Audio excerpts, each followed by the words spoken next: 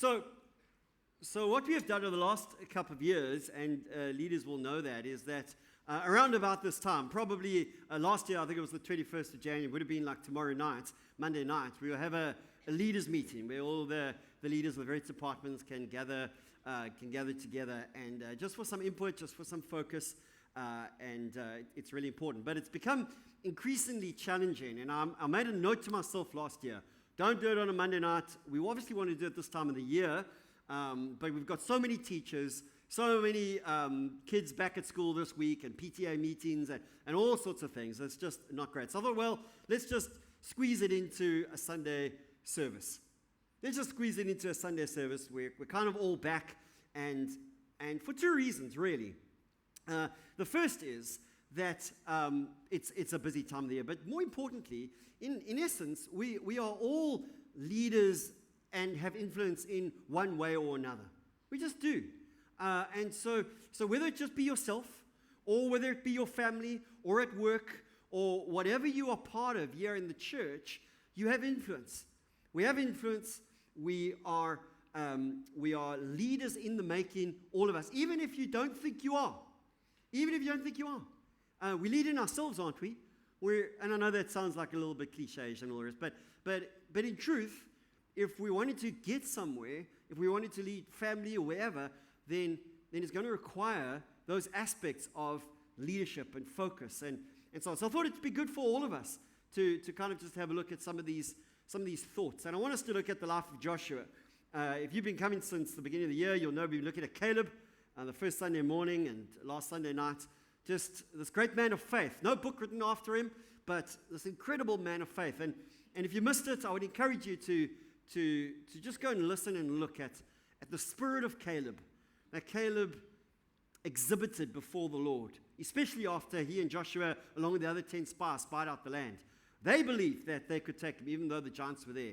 The other 10 influenced the whole nation, so much so that God judged them and said, well, you'll die here in the desert. Except for Caleb, his family, Joshua and their family, they entered into the promised land. And so, kind of following on from that, just looking at the story of Joshua. I think it might be good just to read the first chapter of the book of Joshua, just to familiarize ourselves. We know some of the phrases, and we'll look at those that are used with reference to Joshua. But let's just read the first chapter of Joshua, just to give us some context, and then just to look at some leadership pointers from there. From verse 1. And so after the death of Moses, the servant of the Lord said to Joshua, son of Nun, Moses' aide, Moses, my servant, is dead. Now then, you and all these people get ready to cross the Jordan River into the land I'm about to give them, to the Israelites. I will give you every place where you set your foot, as I promised Moses. Your territory will extend from the desert to Lebanon, and from the great river, the Euphrates, all the Hittite country, to the great sea on the west. No one will be able to stand up against you all the days of your life. As I was with Moses, so I'll be with you. I will never leave you nor forsake you. Be strong and courageous, because you will lead these people to inherit the land I swore to their forefathers to give them. Be strong and very courageous. Be careful to obey all the law my servant Moses gave you. Do not turn from it to the right or to the left, that you may be successful wherever you go. Do not let this book of the law depart from your mouth. Meditate on it day and night, so that you may be careful to do everything written in it. Then you will be prosperous and successful. Have I not commanded you? Be strong and courageous. Yeah, it's like God's really underlining that. Do not be terrified, do not be discouraged, for the Lord your God will be with you wherever you go. And so Joshua ordered the officers of the people, go throughout the camp and tell the people, get your supplies ready. 3 days from now, you will cross the Jordan here to go in and take possession of the land the Lord your God is given you for your own. But to the Reubenites, the Gadites, and the half-tribe of Manasseh, Joshua said, remember the command that Moses, the servant of the Lord, gave you. The Lord your God is giving you rest and has granted you this land. Your wives and children and your livestock may stay in the land that Moses gave you east of the Jordan. But all your fighting men, fully armed, must cross over ahead of your brothers. You are to help your brothers. Because remember, these were the lands that settled on the east side of the Jordan. So they were, well, we don't have to cross over and so on. And Joshua said, no. Help your brothers. We're all going to go across. And after the land is being conquered, then you come back and to your allocated lands. The Lord gives them rest as he has done for you. And until they too have taken possession of the land that the Lord your God has given them. After that, you may go back and occupy your own land, which Moses, the servant of the Lord, gave you east of the Jordan toward the sunrise. And then they answered Joshua, whatever you have commanded us, we will do. And wherever you send us, we will go. Just as we fully obeyed Moses, we will obey you. Only may the Lord your God be with you as he was with Moses.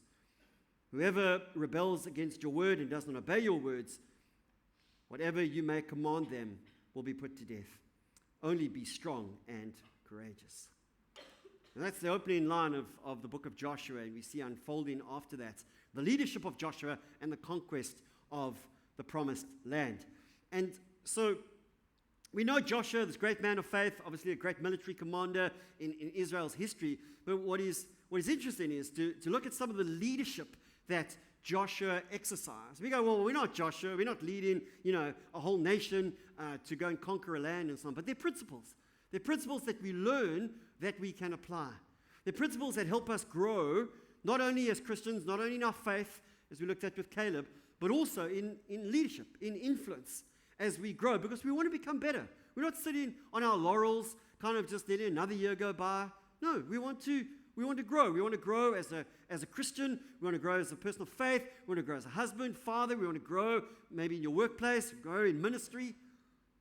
And so that's going to require looking at some of these principles that we see in Joshua and others of leadership. The first one is this. I'm going to give you 4. The first is this. Work on you.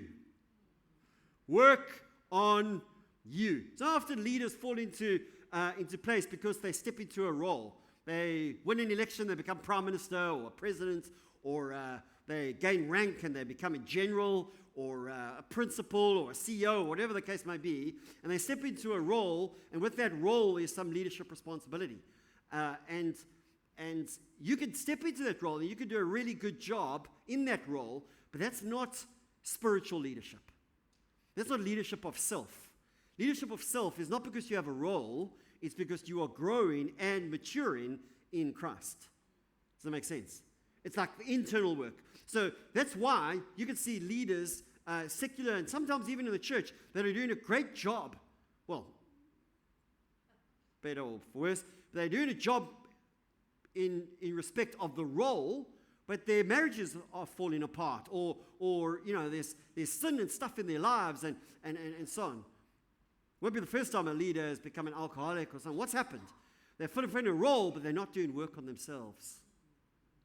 Spiritual leadership starts with you and me. Starts with our heart.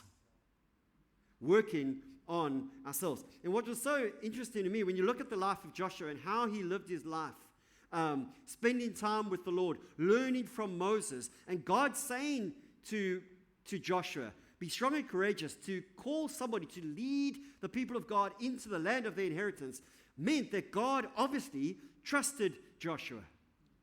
He trusted Joshua. And how do we know that God trusted Joshua? Is because we have glimpses into the condition of his heart, the commitment that he exuded. And also, do you remember when the Israelites went in and God had said to them, when you destroy the cities and the towns, you are not to touch anything there. It's to be destroyed because it was wicked. They're worshipping other gods and so on. And you remember what the Israelites did? They took a few things. And then they go on to the next battle. Ai. It's in the Bible. And they get a walloping. What does Joshua do? What's the first thing that Joshua does? He goes before the Lord, weeping. God, you have promised to be with us. I know. So therefore, if we were defeated, something is wrong in the camp. And something is very wrong in the camp. This was not even Joshua's personal sin, but he was the commander. He was responsible. And so we find him with his heart broken before the Lord because of sin. So guys, if we're going to work on ourselves, I know it's not so sexy and it's not popular, but it starts with us working on our stuff. and our issues. And we live in a world where it's just too convenient to excuse it. It's just who I am. I didn't choose it. And the problems, this, and my parents, and this, and these circumstances. If we are going to be anything as an individual and growing in the Lord, work starts with you and me. Looking at our hearts, looking inward and saying, is there stuff that's holding me back? Is there stuff that I've excused for too long that I need to deal with? You want to know what God's doing in our lives? We always want to know what is God's will for my life. It's very clear. It's in Romans 8:29. We've said it so many times. Right after Romans 8:28, what is God doing? He's working to conform you to the image of His Son. What is the Holy Spirit? Holy Spirit, what are you doing in my life right now? He's working in you through your circumstance, through your stuff. He's working in you to make you look more like Jesus. And how He does that, He starts to work on your stuff. Starts to work on you. The challenge is, are we just going to silence that voice, or are we going to cooperate with the work of the Lord? Are we going to cooperate with what God is doing in our lives? Work starts with me.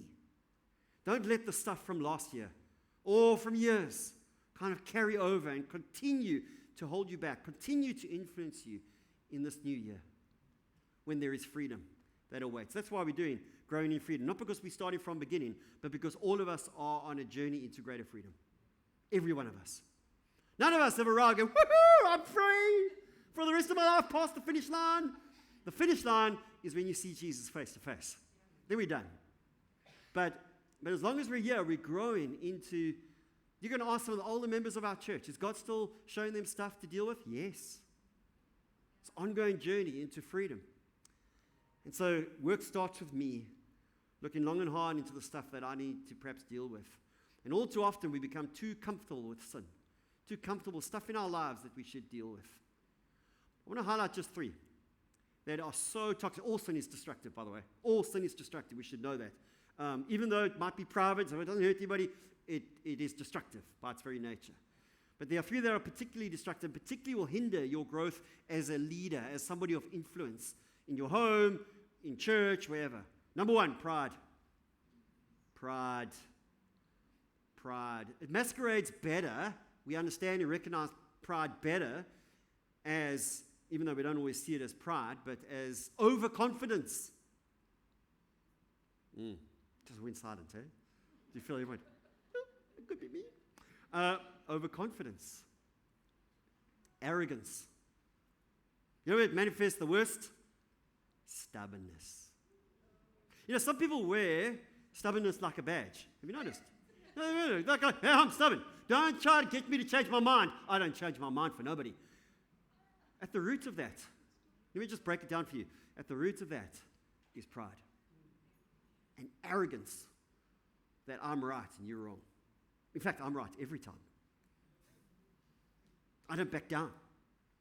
I don't say sorry. That stubborn thing,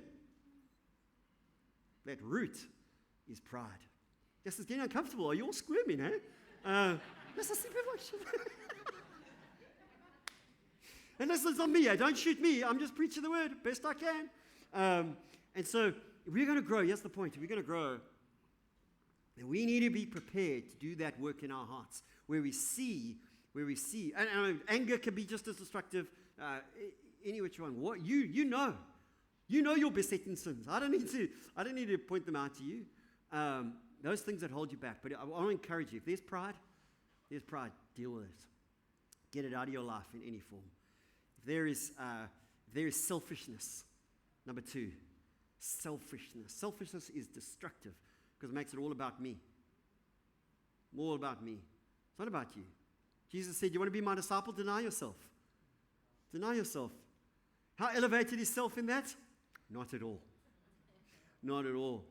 Every great marriage is not because 2 are in it for what they can get out of each other. It's what they can give to one another. And the more they give, the more they find they receive back. And so, it's assuming the other person is committed to the same thing. Selfishness. Deal with selfishness wherever and we're all selfish, guys. We all have pride in our lives. We're all selfish. So what we don't want is to take root in our lives, to take hold. If it really has, then to work in the opposite spirit.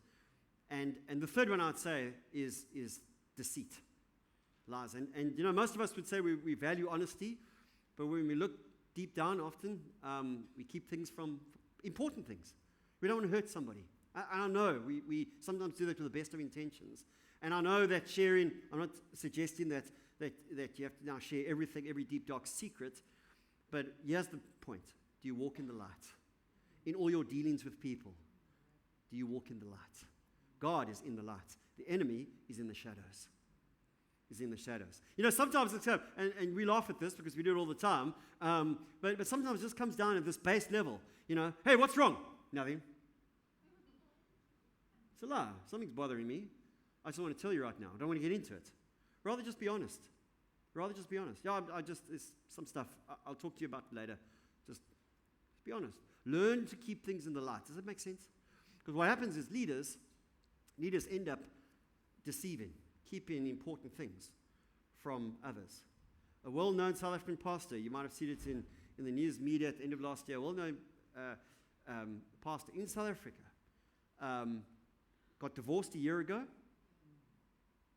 His church knew nothing about it until it came out in the media a year later. Now, I'm not making any judgment about that, except to say it's deceitful. Do you not think it's important just to put it out there to your flock and people that look up to you and so on?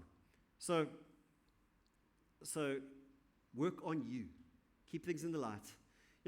Sometimes we don't often see our sin as always that problematic, but it is. And how do we deal with that? We often go, it's just me, man. I'm such a tense person. I just get so angry. How do we do it? You know what I found helpful? Is to recognize that sin, to pray against it as a start. Remember, you've been crucified with Christ. The power of sin is broken in your life. If you've done new creation, you'll know this. The power of sin has been broken. So what I need to do is effect that through my discipline, my commitment. So if the power is broken, then I say, God, I want you. I don't want to partner with that pride. I don't want to partner with that selfishness. I'm going to ask you, God, help me to walk in that freedom. And then I'm going to pray the opposite spirit. Instead of pride, Lord, I pray that you fill me with the humility of your spirit. Instead of anger, I pray that you fill me with peace and love for one another. Does that make sense?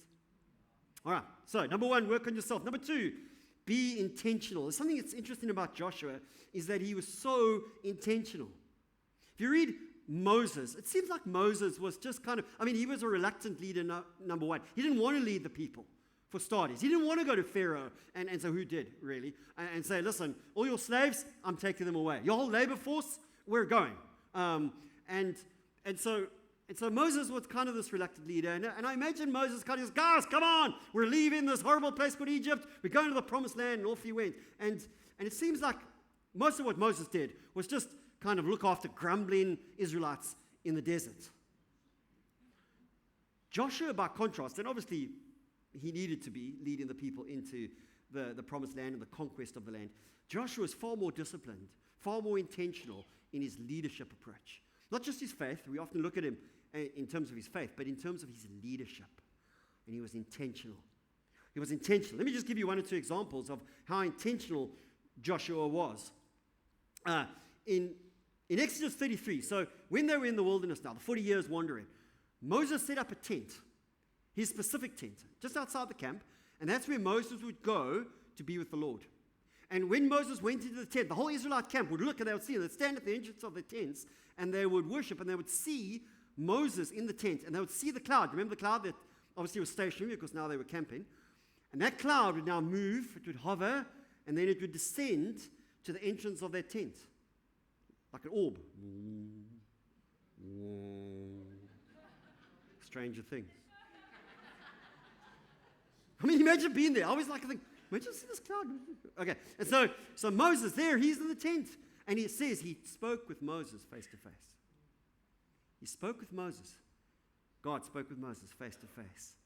And then in Exodus 33, verse 11, it says this. So the Lord would speak to Moses face to face as one speaks to a friend. And then Moses would return to the camp. But his young aide, Joshua, did not leave the tent. He was intentional. staying there in the presence of the Lord.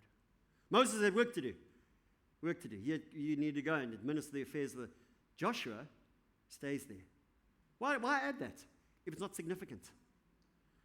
If it's not significant. You know, sometimes we end the service we draw into an end, and there's just this beautiful sense of God's presence, and God's just speaking to people, resting on people, He's resting on you, and you'll hear me say something like, those who need to go can go. We're just going to carry on lingering. You're like, yes. The music team will just carry on playing. What's happening? Some people are done and they're going. But for you, just for that moment of intentional lingering, Lord, I'm just going to stay here in your presence. It's intentional. It's intentional in your daily devotion. It's intentional when it happens to say, I'm not going to rush this, but I'm going to be intentional. Does that make sense? The other thing, probably what Joshua is best known for, is his famous statement, as for me and my house, we will serve the Lord. Remember that? That's now towards the end of the book, and most of the land has been conquered, not all of the land. And so the Israelites have become familiar with some of the other tribes in the land. They're familiar, and basically Joshua gives them an ultimatum. He says to them, guys, choose this day who you're going to serve. You can follow the other gods, or you're going to follow the Lord who has brought us into this prosperous land. And then he adds, as for me and my household, we will serve the Lord. As for me and my household, he was intentional. He was intentional in himself and his own commitment. He was intentional in terms of his family. We need to be intentional, especially while our kids are still at home. Parents, we need to be intentional and deliberate with our family. As for me and my house, we will serve the Lord. Sunday is not an optional extra, nice day on the beach. No. If you have that up in your home, and most of us have that up in our home somewhere, it means something. It means God first, family second. What it also means, if you serve in this church, by the way, just practically speaking, is that when it's your child's birthday and you've got a meeting or whatever, you are excused from that meeting. I want you to be at your child's birthday or a special event in your home or whatever.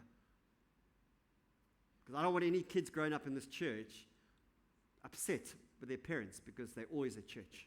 And I know our kids all make sacrifices. I'm saying, but on important occasions, like their or family birthday or something like that, be at home. Lead your family. Show them that they're important. Joshua declared that. And then, basically saying to the nation, you can decide, guys, who you want to serve. I will carry on serving the God that has brought me thus far. I will carry on serving the community of Israel, because that's what God's called me to. You can choose what you want to do. As for me, my house, this is what we do. Joshua was intentional. And I was reading recently, actually it was a while back, just look at these metaphors of church. We have the metaphor of church as a community, we have the metaphor of church as a building.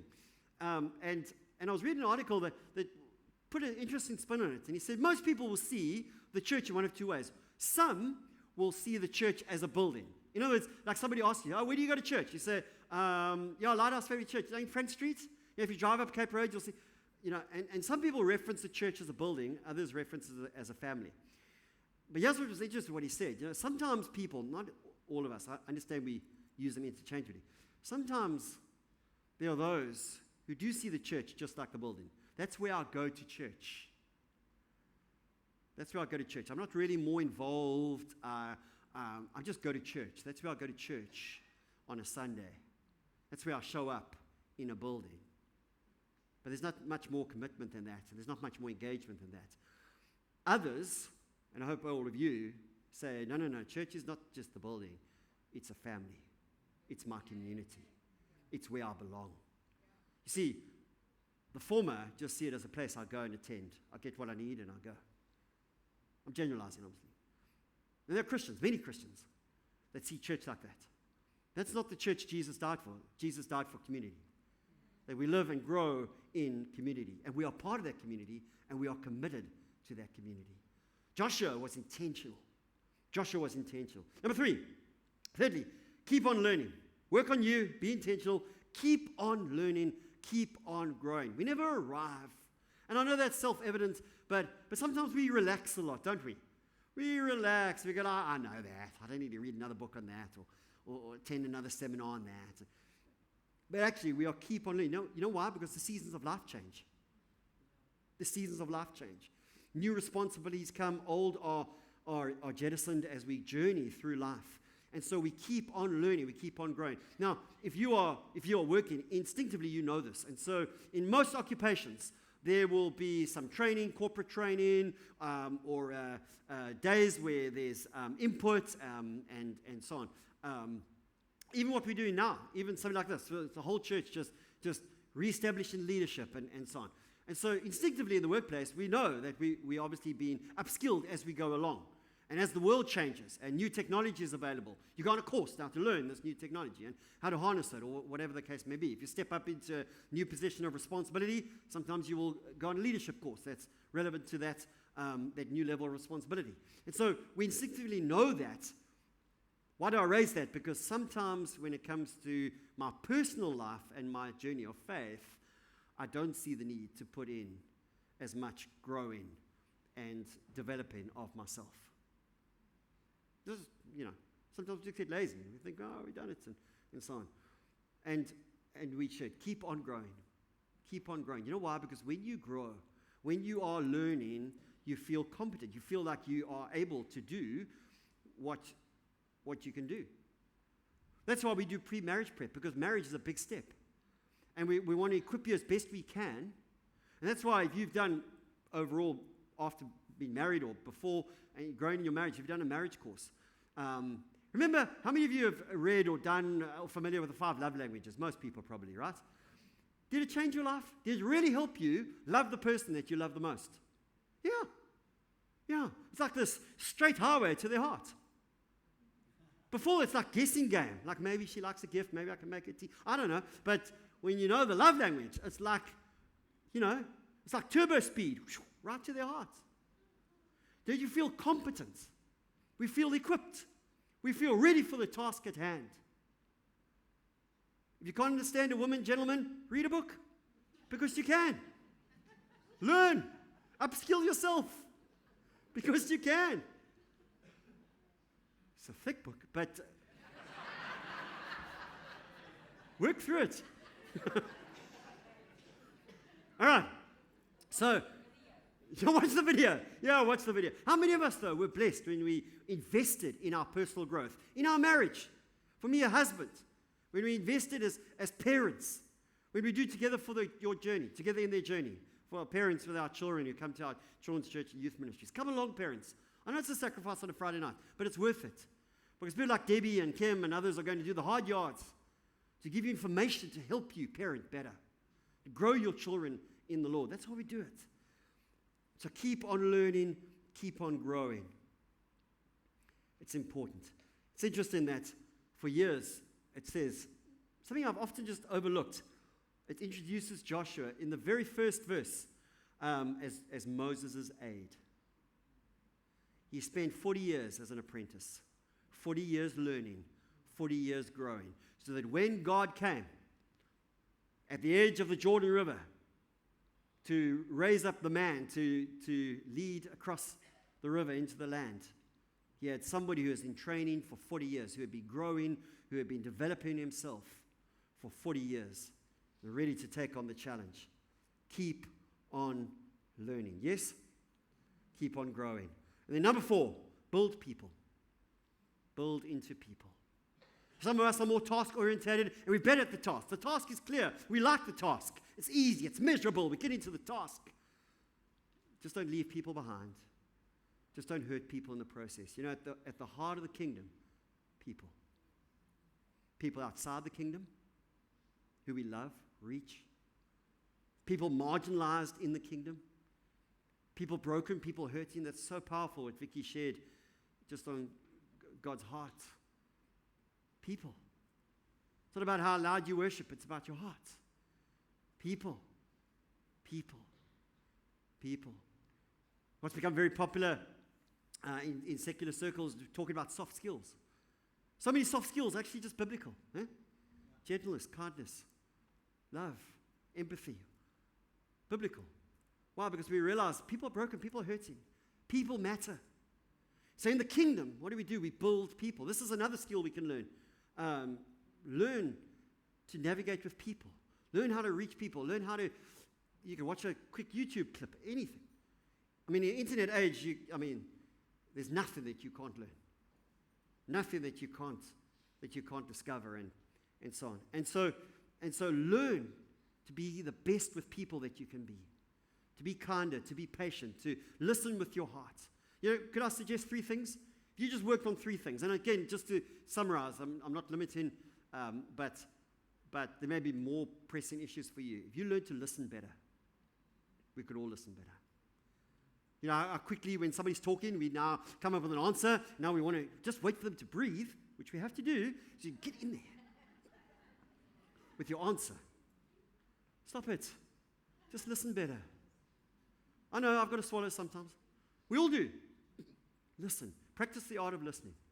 With your spouse, brilliant. Practice on your spouse. Practice on your best friend. Your shares will just start to skyrocket. Listening. Valuable skill, baby. You got this for free in church. But listening, because most of us don't listen well. Listen to the heart. Listen to the heart. Sometimes people are worked up or angry. Listen. Try to see beyond the emotion to the heart. Often behind the heart often behind the anger or the frustration or the fear is just hurt or fear. So listen for the heart. Listen for the heart. Listen better. Encourage more. When somebody does something well, not these cheap little flattery things, slap on the back thing, but something that's specific, measured. Monet, thank you for that. I really appreciate it. I thought you really stepped up in that. Great work, whatever. Something that's specific, encourage. Most of us don't encourage enough. We can improve. What are we doing? We build in people. The third thing I would say to you, honor. Honor goes beyond encouragement. Encouragement is like, hey, well done or whatever. Honor is the value that you see in a person, and you speak to that. Thank you for what you do, what you mean to us in the church, what you mean to us on this team. The value that you bring, that's honoring. Man, if we just did that, If we just did that, how different. See, this pulpit is built for tough stuff. Right? No cracks on this, baby. If we just did that, how different 2026 would be. Do you get that? Now, 4 points. Remember them. Work on you.